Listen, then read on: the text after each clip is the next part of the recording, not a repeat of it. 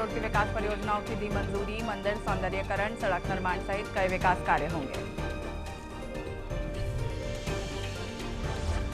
नैनीताल में मिला corona positive मरीज, उत्तराखंड का पहला केस, अस्पताल प्रशासन सतर्क।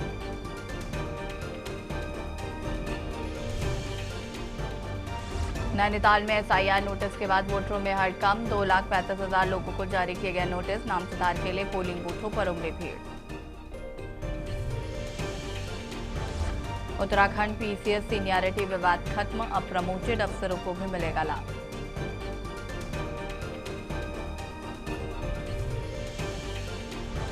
देहरादून में 12 सितंबर को लगेगी राष्ट्रीय लोक अदालत। यातायात चालानों का होगा निस्तारण, ड्रिंक एंड ड्राइव चालान नहीं होंगे शामिल।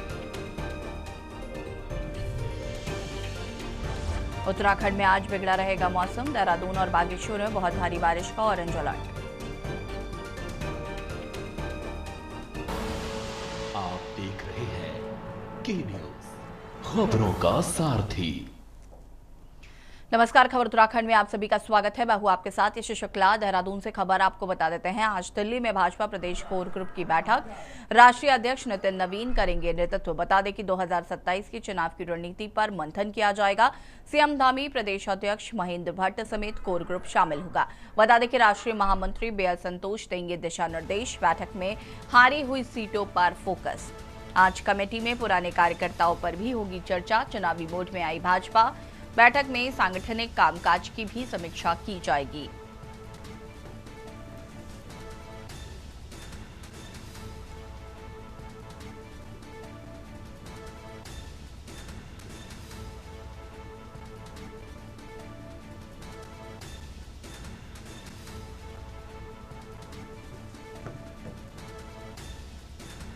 बैठक में हारी हुई सीटों पर होगा फोकस।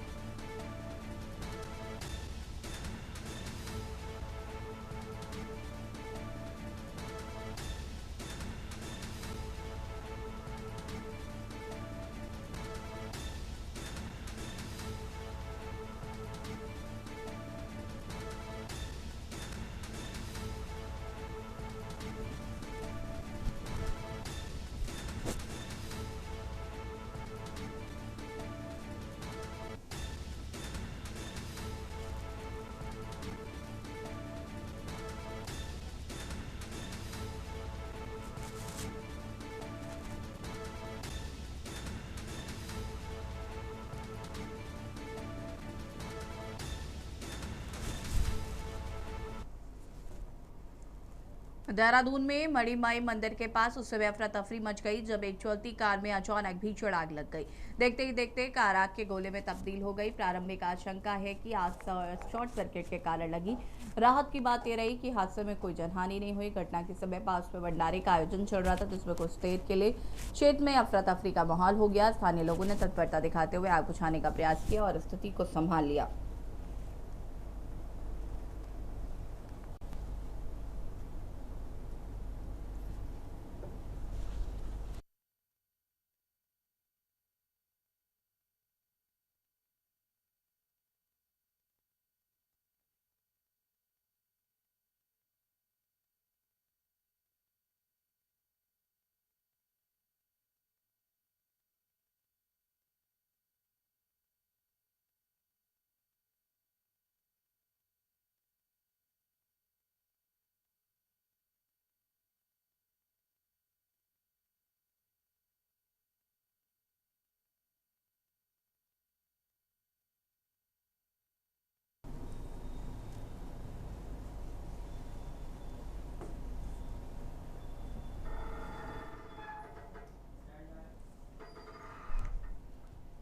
खबर गदरपुर से है, जहां पर गदरपुर विधानसभा के कालीनगर कार्यालय में वरिष्ठ कांग्रेस नेता एवं पूर्व जिला पंचायत उपाध्यक्ष त्रिनाथ विश्वास ने एसआईआर मुद्दे को लेकर प्रेस वार्ता की। इस दौरान उन्होंने केंद्र राज्य सरकार की नीतियों पर सवाल उठाते हुए कहा कि एसआईआर की प्रक्रिया के कारण आम जनता को अनावश्यक परेशानियों का सामना करना पड़ रहा है। प्रेस वार्ता के दौरान त्रिनाथ विश्वास ने कहा कि उत्तराखंड के लाखों मतदाताओं के घरों में एसआईआर से संबंधित नोटिस भेजे जा चुके हैं। उनका आरोप है कि जो लोग पिछले कई दशकों से नियमित रूप से मतदान करते आ रहे हैं, उन्हें भी दस्तावेज सत्यापन के लिए नोटिस दिए जा रहे हैं।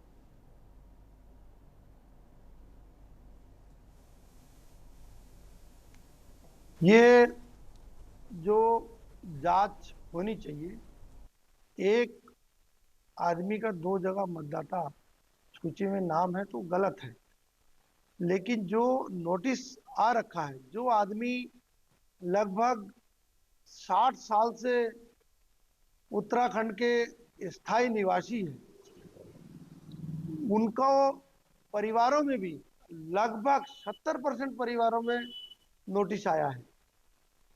तो अभी मैं कई सीएससी सेंटर घूम के आया हूं सुबह से, इतने परेशानियां है, लोग पागलों की तरह भाग रहे हैं। जो गवर्नमेंट का जो ये नियमावली है, अभी जो एक परिस्थितियां लोगों के अंदर भय का माहौल पैदा हुआ है,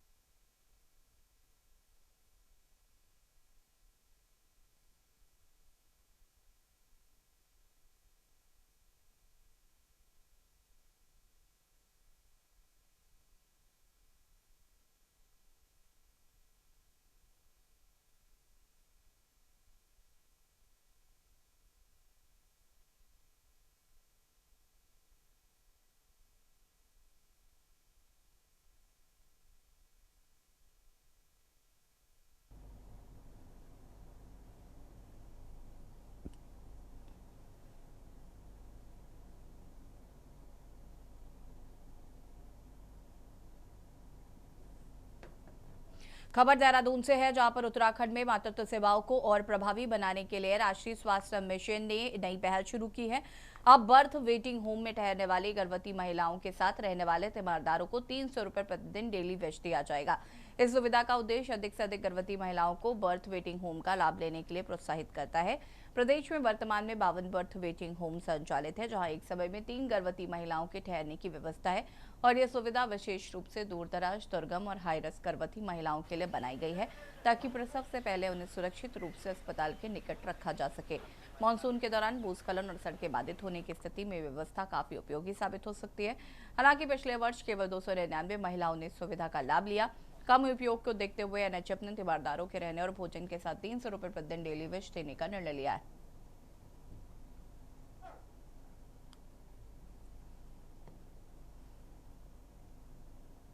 ये 52 बर्थ वेटिंग होम हमारे पूरे प्रदेश में कार्यरत हैं, जिसमें विगत वर्ष में करीब 299 गर्भवती महिलाओं ने उसका लाभ लिया।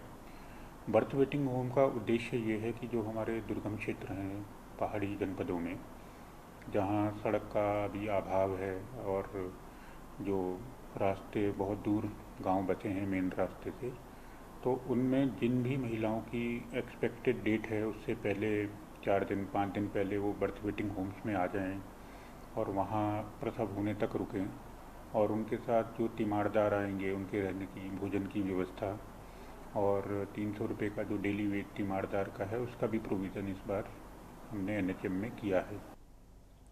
देहरादून जिला अधिकारी डॉक्टर आशीष चौहान ने मानसून कांवड़ यात्रा और आगामी त्योहारी सीजन को देखते हुए खाद्य सुरक्षा व्यवस्था को लेकर अधिकारियों को सख्त निर्देश दिए हैं।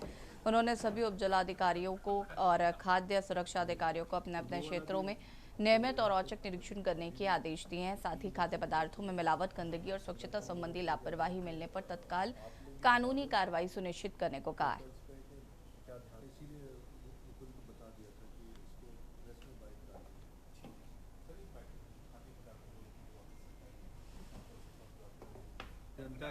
कावड़ के दौरान भी और उसके बाद में भी फूड एडल्ट्रेशन के जो इश्यूज़ हैं या खाद्य पदार्थों की मिलावट, स्वच्छता से संबंधित जो चीज़ों का ध्यान रखा जाना है, तो संबंध में मेरे द्वारा डायरेक्शंस दिए गए हैं। और इसको लेके एसडीएम्स के स्तर से भी मैंने निर्देशित किया है कि यदि कहीं पे इस तरीके का कोई भी प्रकरण पाया जाता है तो तत्काल उसमें आवश्यक कार्रवाई करें। और खाद्य सुरक्षा अधिकारी तो इस संबंध में लगातार कार्य कर रहे हैं।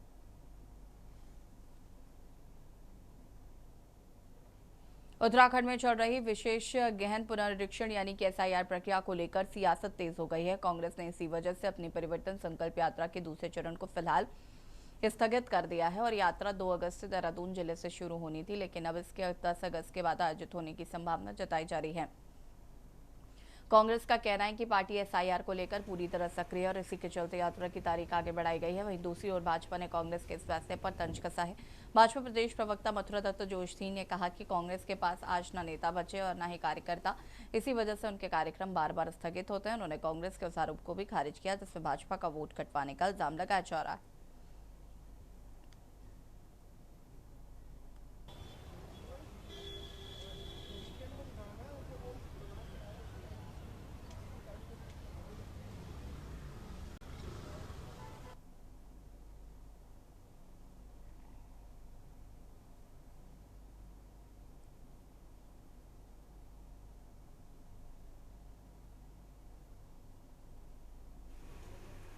एसआईआर तो एक बहाना है,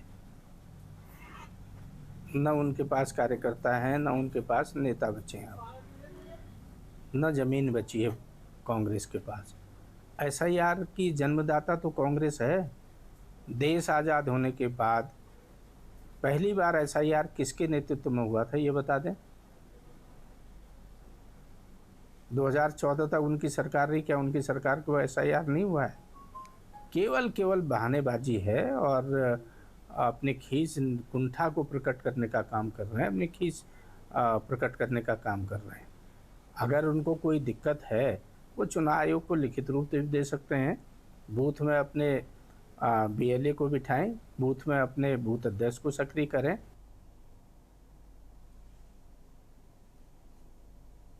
खबर अक्सर से है, जहां पर बसपा के विधायक मोहम्मद शहजाद ने एसआईआर प्रक्रिया को लेकर गंभीर सवाल उठाए हैं। उन्होंने आरोप लगाया है कि फॉर्म 7 की ऑनलाइन अपलोडिंग के माध्यम से एक विशेष समुदाय के मतदाताओं के नाम वोटर लिस्ट से हटाने की साजिश की जा रही है। विधायक ने कहा कि मतदाता सूची के नाम हटाने की पूरी प्रक्रिया पारदर्शी नहीं है और इससे लोगों के लोकतांत्रिक अधिकार प्रभावित हो रहे हैं। मोहम्मद शहजाद ने कहा कि यदि शासन ने इस मामले में जल्द हस्तक्षेप नहीं किया और कथित अनियमितताओं पर रोक नहीं लगाई तो वो बड़े जन आंदोलन के लिए मजबूर होंगे।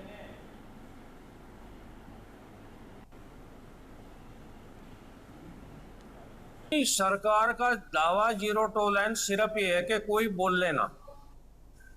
जो सरकार की खामियां है, जो सरकार बेईमाना एसआईआर में करना चाहती है, कर रही है, उस पर कोई बोल लेना, इसे वो टॉलरेंस कहते हैं, जीरो टॉलरेंस कहते हैं। वो नहीं चाहते कि लोग अपनी बात रखें। आप उठा लें, साइट खोल लें उत्तराखंड निर्वाचन आयोग की। इन्होंने एक नया शगुफा चलाया है बीजेपी वालों ने कि फार्म नंबर 7 को सीएससी केंद्रों से सीईओ उत्तराखंड को भेज रहे हैं। वो वहाँ 10 नंबर में कन्वर्ट हो जाता है वोट काटवाने के लिए, सस्पेक्टेड करने के लिए। लक्सर में भी अभी एक फार्म सामने आया है, 37 नंबर बूथ पे है। देवभूमि उत्तराखंड में चुनावी आगाज 2027 का हो चुका है, जिसके चलते तमाम राजनीतिक पार्टियों में सक्रियता भी देखने को मिल रही है। लेकिन कहीं ना कहीं हमेशा चुनावी मोड में रहने वाली भाजपा आज भी अपनी तैयारियों को लेकर प्रथम स्थान पर है।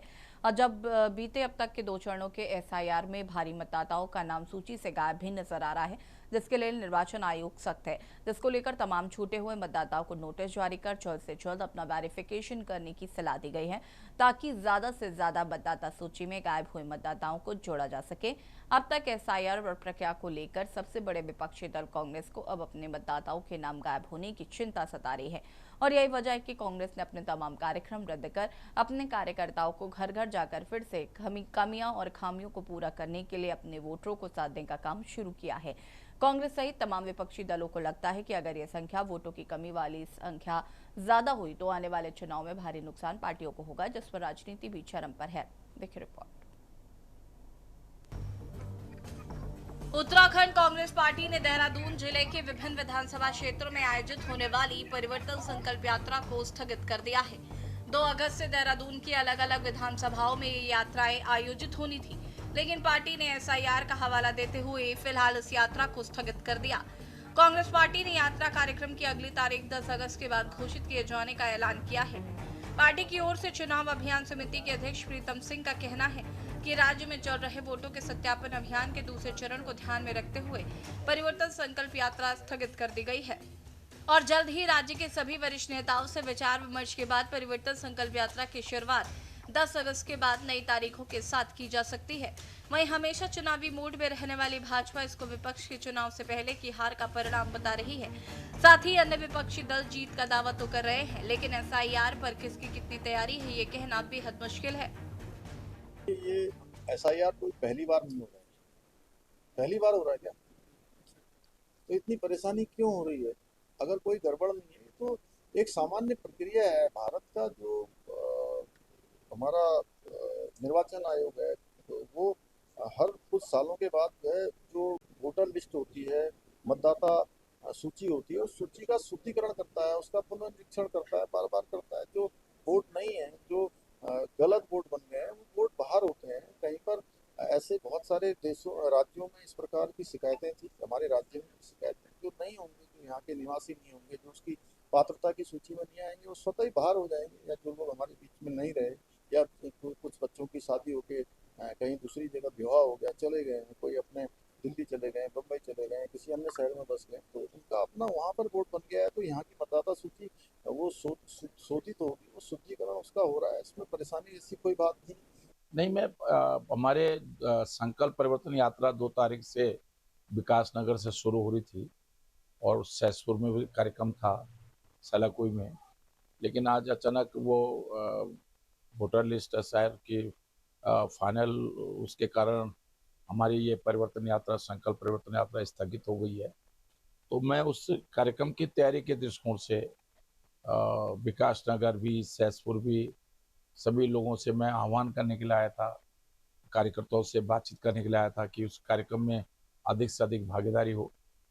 लेकिन अब क्योंकि वो कार्यक्रम स्थगित हो गया है तो मैं आज सिर्फ उस कार्यक्रम को के दृष्टिकोण से आया था और पार्टी संगठन ठीक से खड़ा हो, पोलिंग बूथ पर हमारी वोटर लिस्ट में हम हमारे कार्यकर्ता ठीक से अपने पोलिंग बूथ पर देखें कि किसका वोट जुड़ रहा है, किसका कट रहा है, कोई हमारा कांग्रेस का वोटर कोई छूट ना पाए।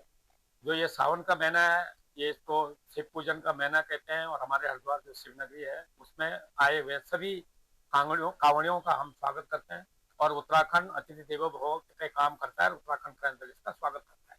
लेकिन जिस प्रकार से वर्तमान में या पहले भी पूर्व में कई सालों से हम देखते आए हैं कि कांवड़े कम और हुड़दंगियां ज्यादा होते हैं, उस पर लगाम लगनी चाहिए थी। पर भाजपा की जो वर्तमान सरकार है और पहले भी सनातन के नाम पे जो ढोंग रचाती है, तो ये जो हुड़दंग मचाते हैं उनको भी जो है सम्मान के साथ वापस करना चाहती है, जो कि बिल्कुल गलत है। उत्तराखंड क्रांति दल इस बात को सहन कभी नहीं करेगा। देखिए 19 लाख के लगभग मतदाताओं को जो एसआईआर के तहत नोटिस भेजा गया है, उसमें अधिकांशतः ऐसी स्थिति है कि आपने देखा होगा कि 2003 की जब वोटर लिस्ट को हम देखते हैं उसमें नाम कुछ और है और उसके बाद आधार, उसके बाद प्रारंभ हुआ, आधार में नाम कुछ और है, वो करेक्शन है। थोड़ी बहुत और विसंगतियां भी हो सकती है, लेकिन मुझे नहीं लगता कि जो है इसमें कोई भी आदमी वोटर लिस्ट में गलत जानकारी देगा या गलत सूचना देगा। क्यों देगा?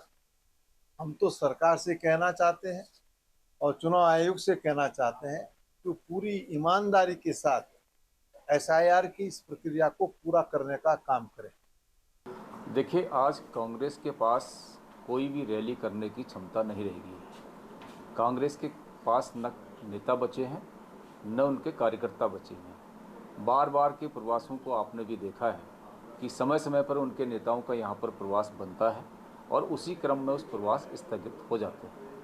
आज भी उनकी यात्रा का यहाँ पर कार्यक्रम बना था तो उनको स्थगित करना पड़ा। इसी कारण से वहाँ पर कार्यकर्ताओं का अभाव है। जहाँ तक कांग्रेस ये आरोप लगा रही है भारतीय जनता पार्टी पर कि वो वोट कटाने का काम कर रही है, ये सरासर गलत है, झूठ है और बार बार कांग्रेस भ्रम की राजनीति फैलाने का प्रयास करती है। हम कांग्रेस को सुझाव देते हैं कि वो जनता के बीच में जाएं, संवाद स्थापित करें, संपर्क स्थापित करें, इस भ्रम की राजनीति को छोड़ें।